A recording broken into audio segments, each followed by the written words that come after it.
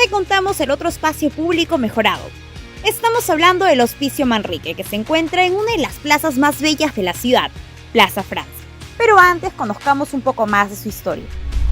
El Hospicio Manrique fue construido en el año 1876 y en los 70 era un espacio de educación y cultura. Nuestros padres y abuelos tienen los mejores recuerdos de este lugar. Han pasado generaciones y gestiones, materiales antiguos, concretos y pinturas de más de 3 décadas que no duran para siempre.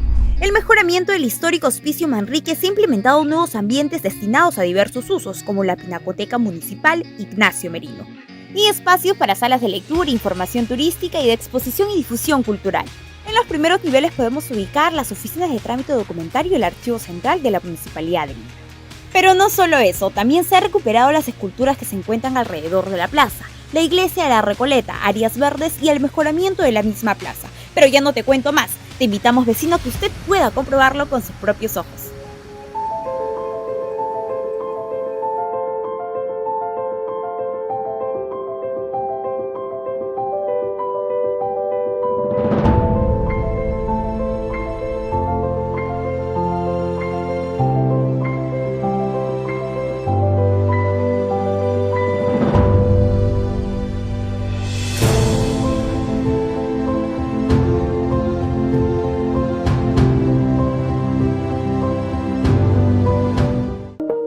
En Plaza Francia, donde funcionó el Hospicio Bartolomé Manrique, se encuentra hoy la Pinacoteca Ignacio Merino, llamada así en honor al gran pintor, que donó sus obras y su colección personal a la ciudad de Lima.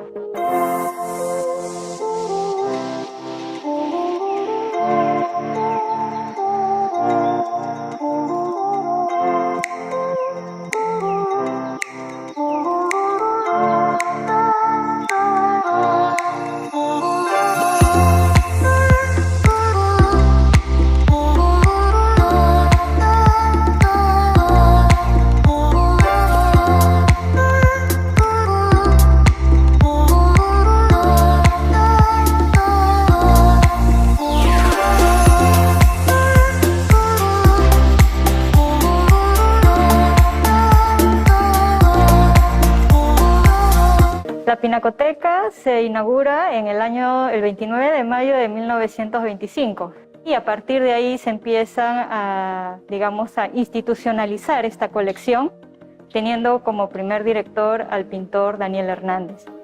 Hemos inaugurado este espacio, ¿no?, donde se alberga la colección municipal y donde vamos a poder ver las diferentes vertientes artísticas del arte peruano, ¿no?, que son de acceso tanto a los ciudadanos y ciudadanas de Lima.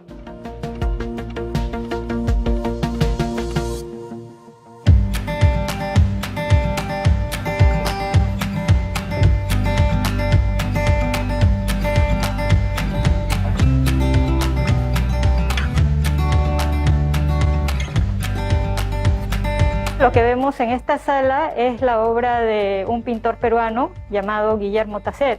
Es una pintura que justamente participó en la Exposición Nacional del año de 1872.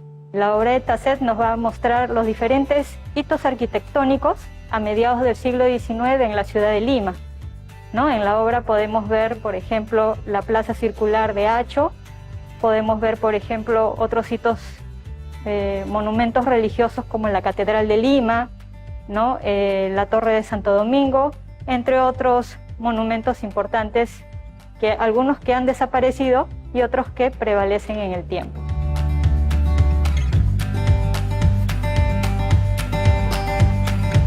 En realidad, esta primera sala nos introduce un poco en el tema de Lima a mediados del siglo XIX. Hay que considerar que la colección de arte justamente tiene su punto de partida en el siglo XIX con las obras del pintor Ignacio Merino. Ignacio Merino es un pintor obviamente muy importante para la historia del arte peruano del siglo XIX, porque a partir de él se promueve una vertiente artística que es el academicismo y que él, desde su formación en Europa, trae al Perú, lo cual va a permitir que se pueda formar a una nueva generación de artistas, ¿no?, dentro de esta corriente, como son, por ejemplo, sus discípulos y seguidores como Francisco Lazo, Luis Montero, Francisco Macías, ¿no? Entre otros destacados pintores también enmarcados dentro del siglo XIX peruano.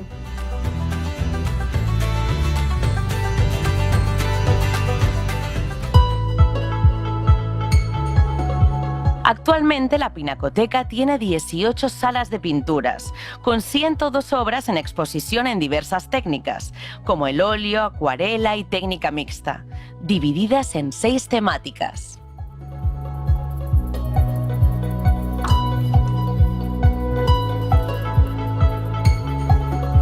Contamos con una sala dedicada al costumbrismo, que fue una corriente artística que surgió en el siglo XIX y que para el caso peruano tiene como máximo representante al pintor Pancho Fierro, ¿no? Artista justamente del cual la Municipalidad de Lima cuenta con una colección bastante amplia. Tenemos 254 acuarelas en nuestra colección, a partir de una propuesta de Agustín de la Rosa Toro, quien era un pedagogo y que solicita al propio Pancho Fierro realizar algunas de estas acuarelas para unos estudios etnográficos que estaba realizando. Posteriormente, en 1885, de la Rosa Toro decide ceder esta colección a Ricardo Palma y forma 2 álbumes llamados Lima, Tipos y Costumbres. Este famoso álbum va a ser heredado a sus hijas, quienes van a vender la colección a la Municipalidad de Lima en el año de 1954.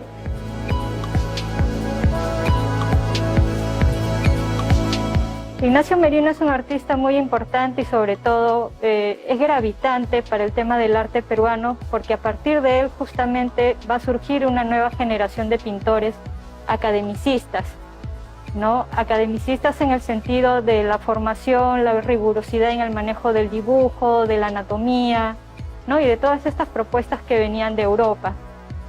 Como parte de esta formación surgen pintores que se van a poder apreciar en estas salas.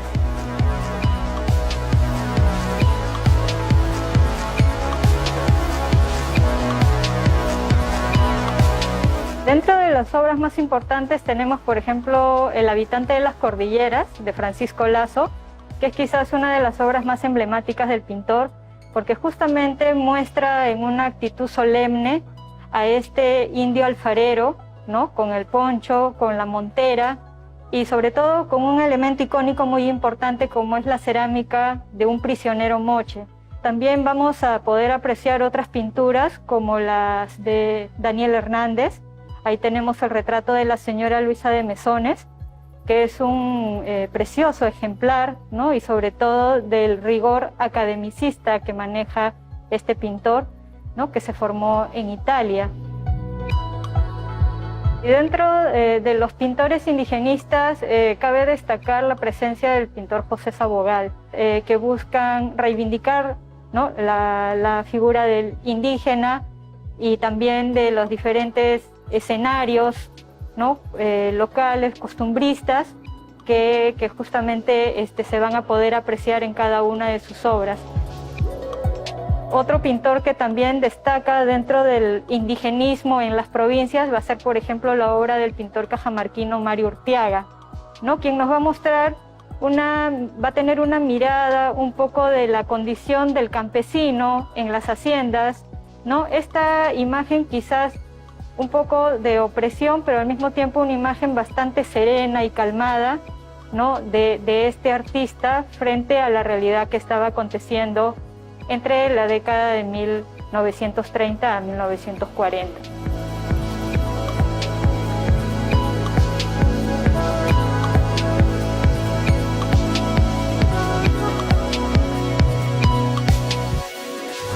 La Sala de los Independientes a la Abstracción es la última sala que podemos ver en este recorrido, ¿no? Y que abarca la década de 1930 y uno de sus abanderados va a ser el pintor Ricardo Grau. Y a partir de él van a seguirle, ¿no? Otros artistas, como es el caso de Juan Manuel Ugarte Lespuru, Víctor Humareda, con diferentes tendencias de la nueva vanguardia, ¿no? Con influencias, por ejemplo, del cubismo, del expresionismo, del fauvismo, entre otras tendencias artísticas. Los concursos de arte de la Municipalidad de Lima ya se venían dando desde la década de 1940 y de esa manera contamos hoy en día con ejemplares de Chilza Suchilla, que por aquel entonces era todavía una joven estudiante de la Escuela Nacional de Bellas Artes.